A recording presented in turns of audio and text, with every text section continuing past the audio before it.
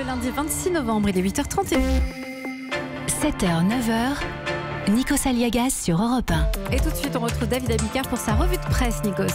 Avant de retrouver Nicolas Canteloup, David Abicard, bonjour. Bonjour Nikos, bonjour Céline et bonjour à tous.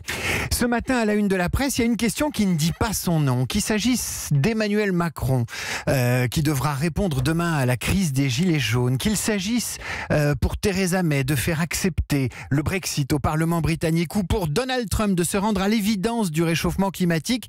L'enjeu est toujours le même pour ces grands dirigeants. Et cet enjeu, il est à la une de Ouest France ce matin avec la sonde InSight qui doit se poser sur Mars ce soir à 20h47.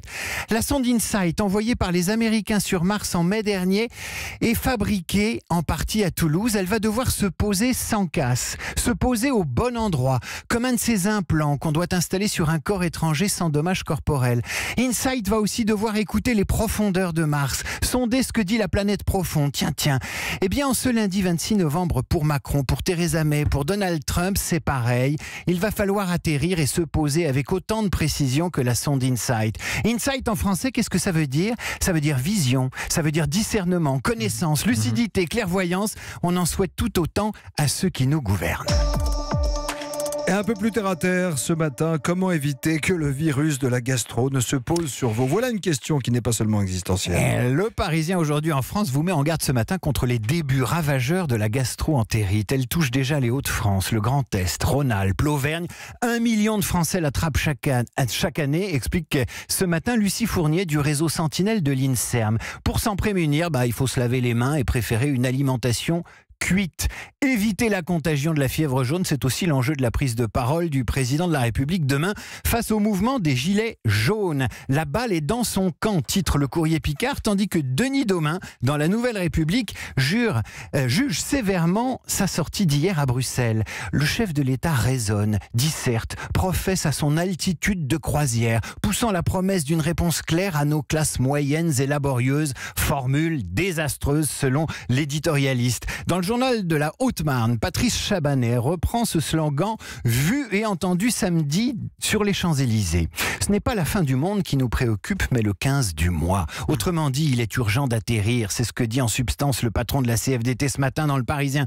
Aujourd'hui en France, pour Laurent Berger, il faut être concret. De nouvelles aides au transport, y compris pour les communes. C'est tout l'enjeu de la loi sur les nouvelles mobilités. Rappel Sud-Ouest, une loi qu'examine aujourd'hui le Conseil des ministres pour encourager les déplacements collectif. Sud-Ouest, David, qui s'intéresse au déplacement d'une drôle de bestiole. Le transport encore, le déplacement du némapode, un ver invisible à l'œil nu qui vous grignote en 4 mois un pain maritime, une sorte d'alien qui inquiète beaucoup dans la région forestière de Bordeaux et qui ravage la forêt.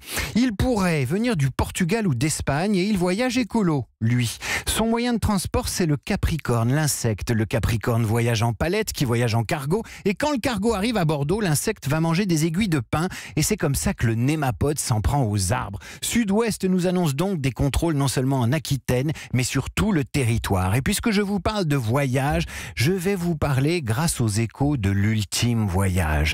Grâce à une équipe de scientifiques berlinois, on sait mieux ce qui se passe dans le cerveau au moment où nous trépassons. Au moyen d'électrodes, ces scientifiques ont observé les neurones quand ils ne sont plus approvisionnés en sang et en oxygène.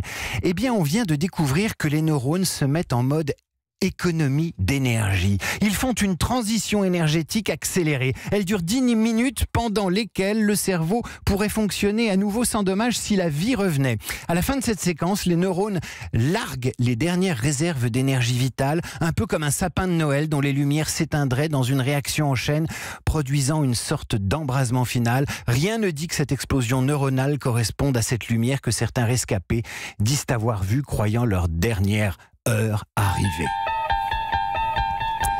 Et puisque ce soir InSight se posera sur Mars... Non, il ne faut pas avoir peur. Puisque ce soir InSight se posera sur Mars, parlons de l'étoile mystérieuse. L'album d'Hergé, la planche de BD originale estimée entre 170 000 et 200 000 euros, n'a pas trouvé preneur ce week-end à l'occasion d'une vente aux enchères consacrée à la BD à Paris.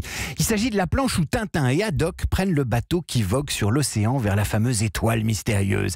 C'est le moment où le capitaine a invité à sa table des savants qui soudainement tombent malades. C'est pas pas la gastro, mais prenez quand même soin de vos mains, lavez-les car l'épidémie approche.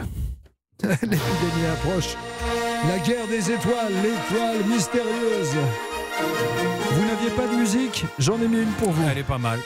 Non? Ah si, Qu'est-ce que bien. vous auriez aimé? Mais non, mais pour annoncer le départ en fanfare de la gastro, je Oui, trouve que vous êtes assez inspiré. C'est sûr, c'est pas mal.